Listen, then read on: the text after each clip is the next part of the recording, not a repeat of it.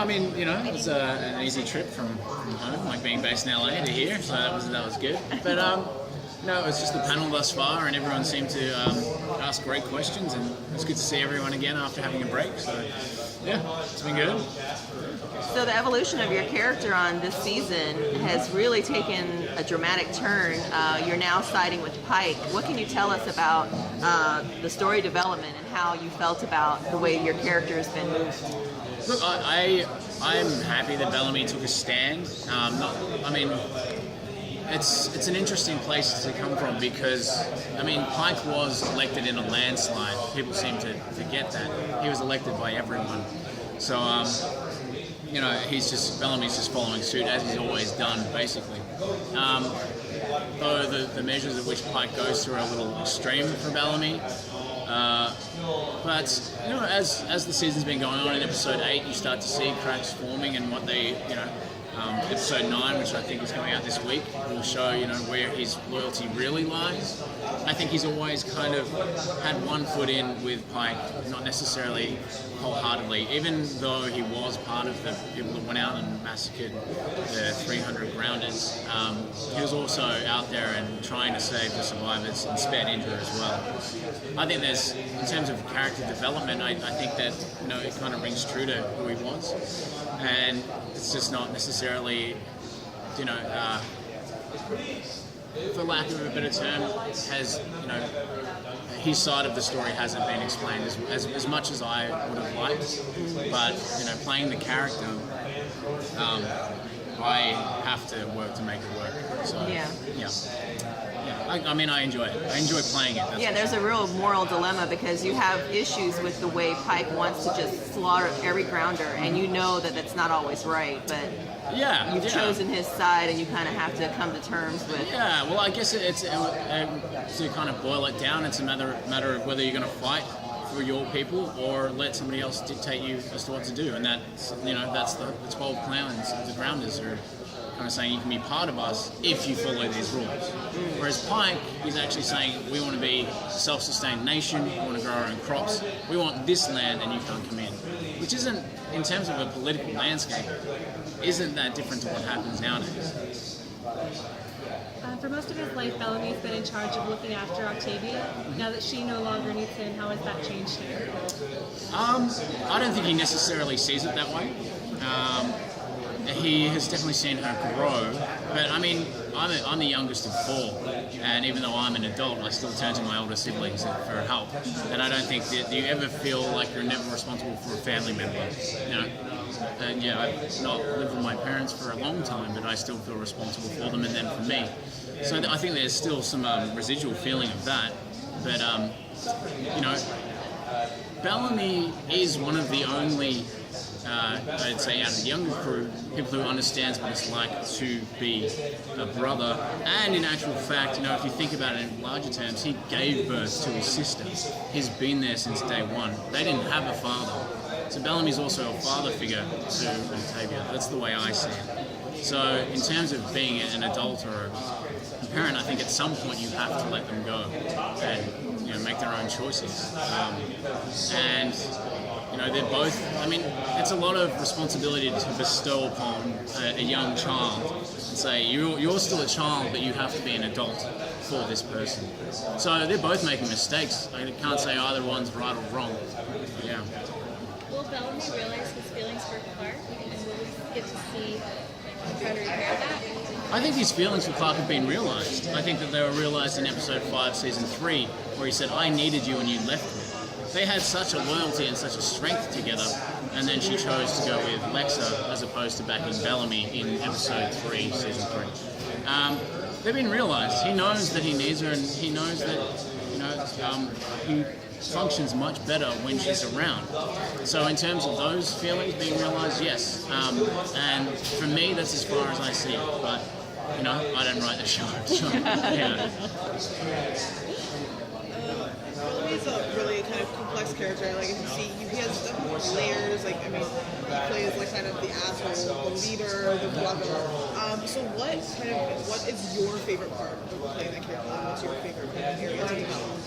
I think there's always something interesting about someone who has the ability to be a good leader, but is, I guess in a way he can be retarded by his own doubts, and so therefore he still seeks for, other leadership from either Pike, Kane, or Clarke. So there's always something interesting about someone who knows what's right but still follows protocol. So that's a really interesting grey area to play with. And, also to play someone who had such responsibility at a young age for his sister, that comes out of him organically and naturally for the rest of the 100. And when I say the 100, I mean 48 remaining delinquents. So there's that great weight of responsibility, but, and I was saying before, he's still quite young that can't really comprehend his own decisions. I mean, I'm like turning 32 and I still can't really figure out what I'm doing. So, I mean, I just like, when we say complex, I'd say he's normal. Everyone has those complex feelings they have to deal with. So playing the realness in the situation is probably my favourite part of him. Is taking, that's the beauty of science fiction, is that it's in a heightened reality, but it's all about what is truthful to the character at the time. But yeah, he is definitely conflicting, at the opposite ends of power and leadership and responsibility, which is fantastic for me to play. Is there anything in upcoming episodes that you filmed already that haven't aired that you're excited for fans to see about your character? Yes, absolutely. I mean, the rest of the season is really crazy in terms of the AI which has been introduced, but also there's some really great scenes that I love shooting with Marie and Eliza, that I can't wait for people to see. And everyone else is doing such incredible work, and we have such an amazing DOP. And he do you want to chip in here? Oh, this is your interview, man. Oh, Michael Blundell, our DP, just creates amazing imagery, and so it's always exciting for us to watch what's new and see how they shot it. So, yeah, there's plenty of stuff I want to see. Well, I've been so excited about this season. It's been really great. I love it that it's so dark this season. Thank you. Yeah. So thank you. Yeah. No worries.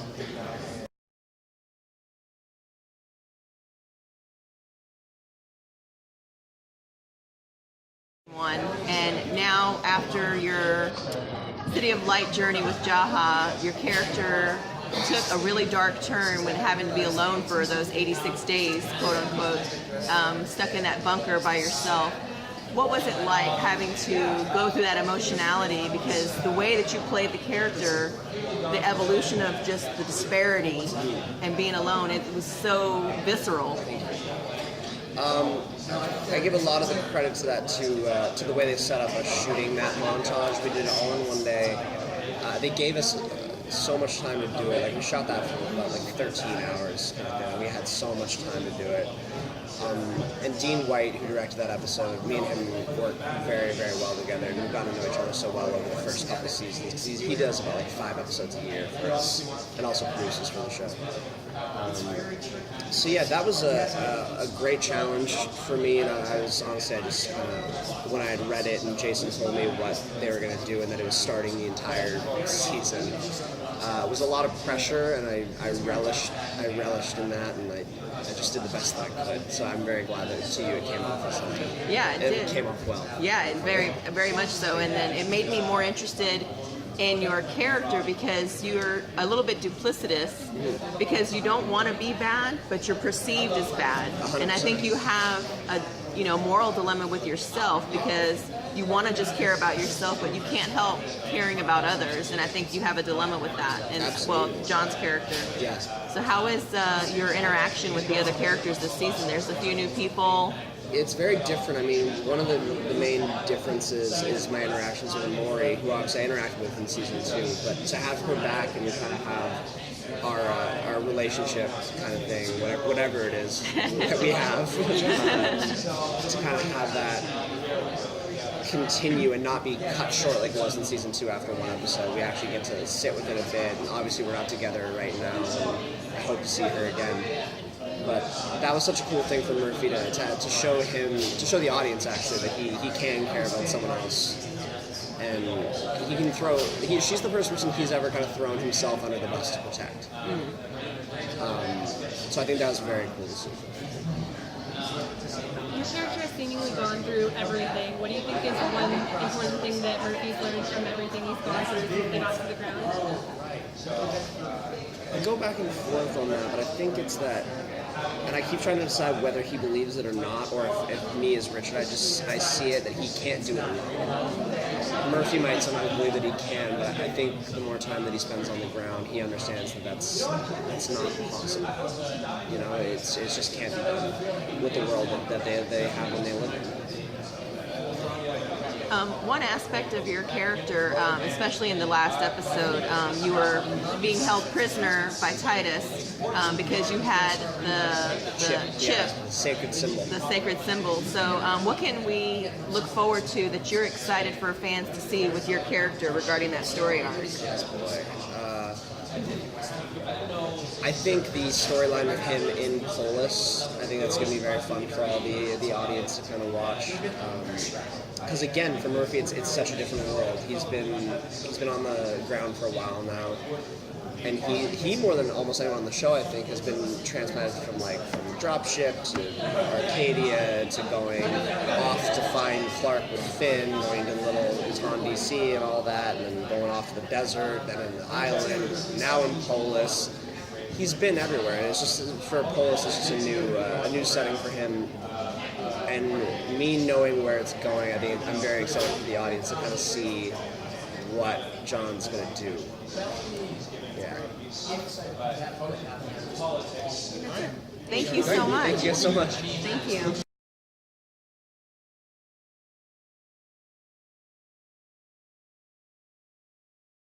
Expertise in technology.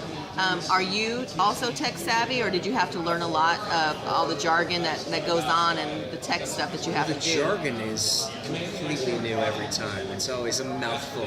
But actually, Lindsey Morgan gets it the worst. The Raven has an unbelievable amount of exposition about things that no one has ever heard of on the show. No, I'm not tech savvy. I know. I'm not tech savvy. I'm awful with technology. Actually, I'll just let this answer. That's how tech savvy I am. And it's not like a prop or it's like a grandpa phone. That's awesome. And I love it. It keeps me disconnected. I'm not good at math. I really like it. Despite contrary belief, I'm not good at math. I like science and math as well. So yeah, it really is hard character work getting into Monty's engineering. But you do it so well. It's like it's you. so fluid with you. So I'm really excited to see where Monty's going to go regarding his mother, because the last episode where you and Bob Morley's character Bellamy, when she said, "Is everything okay?" and you kind of like sided with him, you know, like, yeah, no, there's nothing else, and that moral dilemma, because you're not sure if she's right or you're right or who's right, and I love that dichotomy. Yeah, it's not nearly as black and white as they make it out to be. And how many more lives are going to get? Who's not going to make it out? Exactly. I think that's something we've learned very clearly on the show. Not everyone's going to make it out. And how do these decisions... So I think Monty feels very powerless. Bellamy is kind of Pike's number 2 now. I think he's still trying to figure things out. Choosing the right side. Yeah, it's not a good place to be. Yeah. Oedipal, I would go for the mother. We don't have anything on that. I think ancestral relationships are very interesting, and I think, it would be really interesting if Monty and his mother, they have no one else, and they are on the record. She's also a lovely actress, and I'd like to have more scenes with Donnie Yamamoto. So you're into cougars, got it. Cougar, yeah, I guess so, yeah. I think Monty's pretty much into anything at this point, but yes, I think, what comes with age, A trip to Polis, maybe.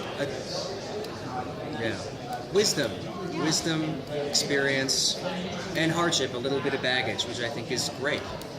I don't want to deal with I'm almost out of my 20s, and I would never want to go back. It's an awful time, so I'm not going to miss it at all. I don't envy anyone who has to go through this. Thank you so much. Thank you.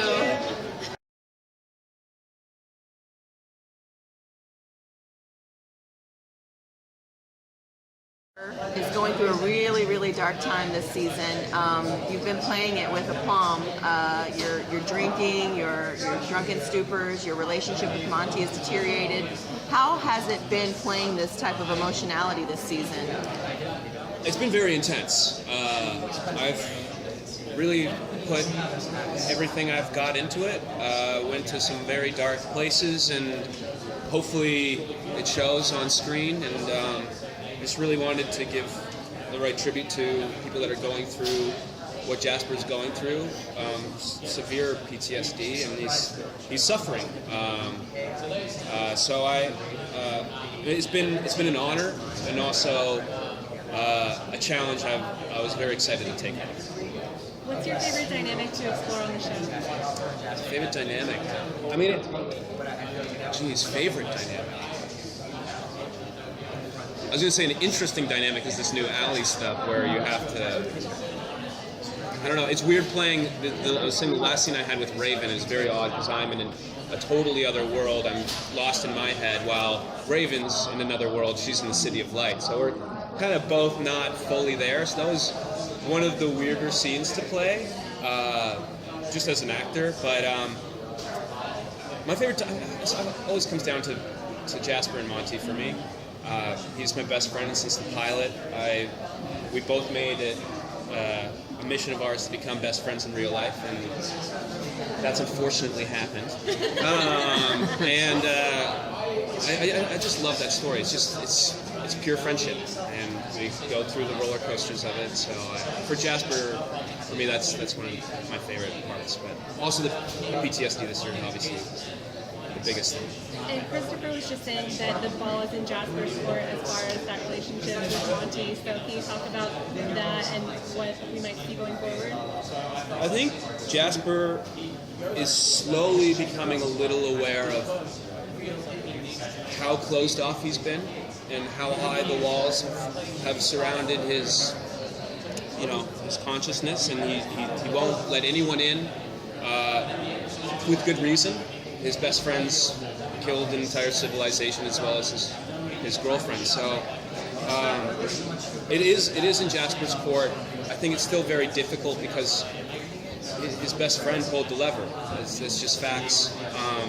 But hopefully he'll see that it wasn't personal. It was for the greater good, for their greater good. And the ball is in Jasper's court. I just don't know how. It may take a while for him to accept that and say sorry. It's hard. They've gone through so much. I have no friends that are like that. We've killed each other's girlfriends and stuff. So that's I don't know. It's a very, very difficult dynamic between the two of them. Is there an upcoming episode that you're excited for fans to see regarding your character? Yes. That's all you get. I'm just trying to think of. There's. What I love is Jasper seems to be pulled out of his head a little bit with this Raven storyline and Allie, and being given a mission, he's distracted from his emotions for once. He's given a chance to not be by the bar. So I'm excited for him to go off on this journey and I'm trying to phrase this without giving away anything. I'm excited to see him go on this journey and come back to a version of Jasper we've seen before, but also excited to see triggers come along the way. There's going to be some interesting scenes that happen in the future. I don't know. Yeah. Thank you. Thank you so much. Thank you.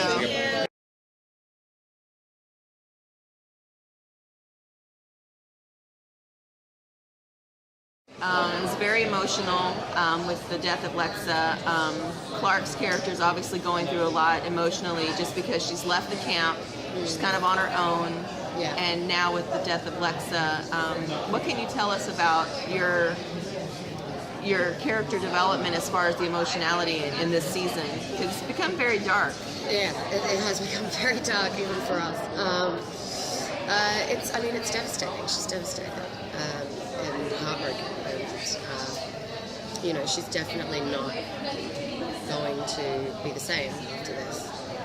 But I guess you could say that, like, the silver lining, so to speak,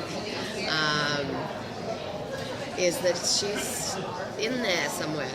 And like, Clarke really believes that now. She has to In the AI chip. Yeah, I don't know if you guys watched the clip. Yeah. But she asks, "Is she really in there?" You know, and he says yes, and she goes, "Okay, great, good, because I have so much other stuff to deal with, and I need to know that she is so like she's not completely lost." You know, so there's that, and we will be exploring that in upcoming episodes. So how will Lexa's death change? I mean, the way that grief changes anyone, really, it's going to be really, really tricky for her. But she'll push on somehow, the way that Clarke always does. That's what I love about my character, is that she's just like relentless when it comes to doing what's best for her. Are you? What parts of season 1 Clarke are still inside season 3 Clarke? Ooh, season 1 Clarke, such a long time ago. I don't know, I mean, her tenacity is still there. Her need and want for peace is still there. Not quite as many laughs. But yeah, she's still the same person at the core of it. She's just had a lot of shit. The story arc has changed so much from season 1, and now with the introduction of Allie and this whole City of Light and artificial intelligence, have you been excited about what the season is coming to ahead to regarding the artificial intelligence? It seems very... It's very complicated. My small brain doesn't quite grasp it to its full extent. Lucky Jason can do that for us. But yeah, it's something that I think is a really great kind of constant in this season. You know, like in season 1, it was like, you know, very concentrated on finding out if we had survived, and you know, us just surviving, and that was like really just based around the sort of dropship and you know the arc. And then season 2 was all about Mount Weather. It's like, you know, it's very kind of focused on that, and I like that in season 3, although it is like, you know, it has been like a little more loosey-goosey, and I don't know, that's a great technical term, Eliza, in the way that there's a lot going on, but the AI is the one constant. That's really cool, and we're going to get to see a lot more of it. Regarding the artificial intelligence, there's obviously history connected to the Ark and Polaris. What episodes are you looking forward to people seeing with your character in regards to finding out about all the intelligence and knowing that it was connected to the Ark, which was your home for such a long time? Yeah,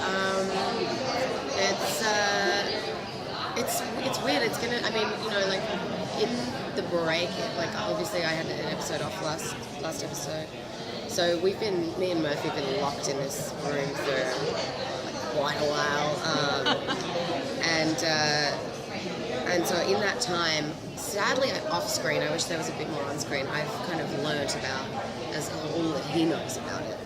So I'm pretty well caught up in that way, but we are definitely, I mean, I just can't wait for people to see the last 2 episodes, because it's like we really get involved in that, in Polaris and with the AI. It's going to be fun. That's great. Thank you so much. You guys.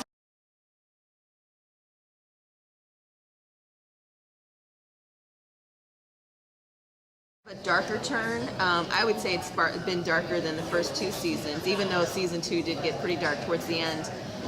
Regarding Clarke and Lexa's characters, and then knowing that the artificial intelligence was inside Lexa, what can you expand on what we can see or look forward to this season regarding the artificial intelligence storyline?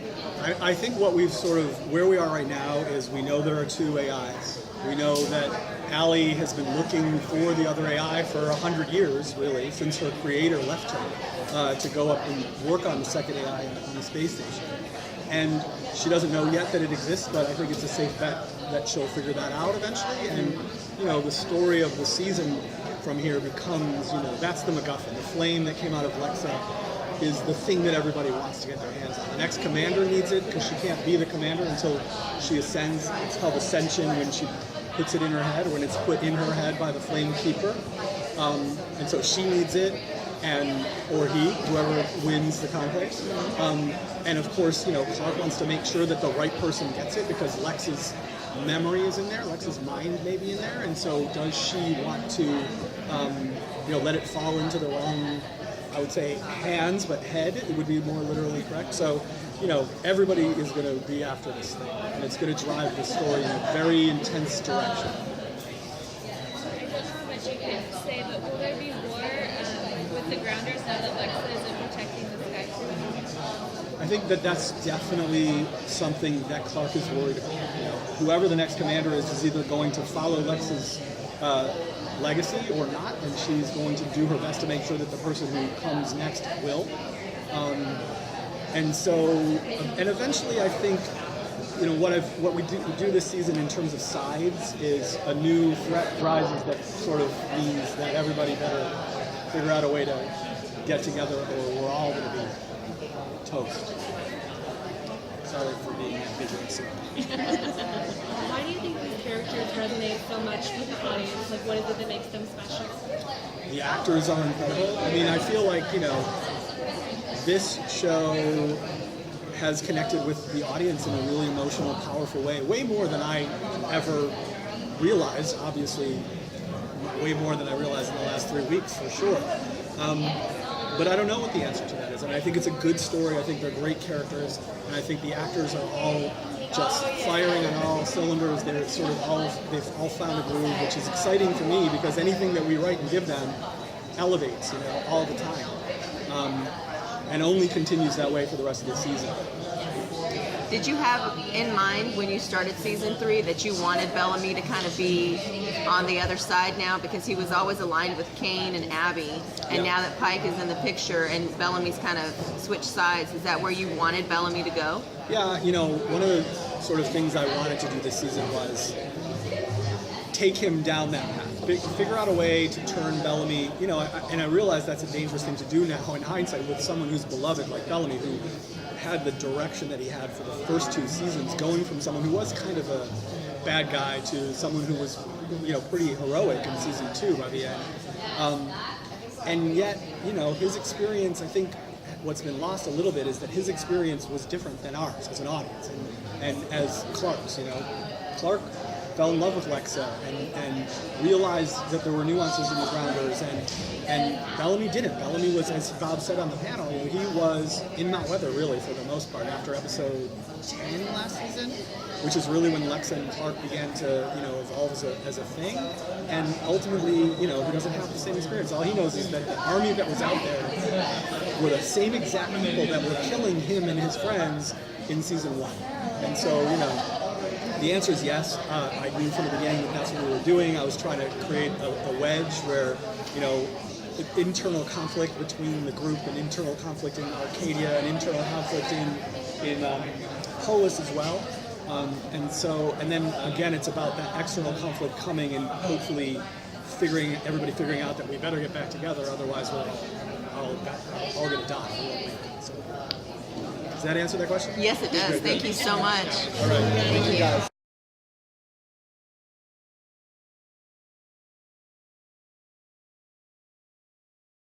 Drives her to never stop and to always surpass expectations. I think it's a lot about where she came from. Her childhood, I feel, is very different from the rest of the kids or the rest of the gangs, maybe Finn, in that she wasn't like Clarke the princess, or maybe like Bellamy. He was the guard, but he wasn't as privileged. And I think she had to struggle a lot just as a child to even survive. And her mom really wasn't there. She didn't really take care of her. Finn did.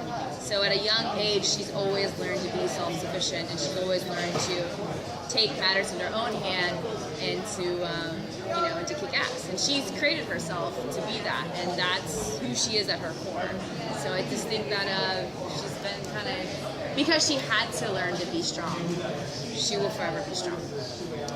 Do you think Raven, had she not been injured, been so easily swayed by Jaha's City of Light Kool-Aid? because I did not think Raven would ever take that pill. But I think because of the injury and the way it's kind of changed who Raven is now, Sure. did you expect that?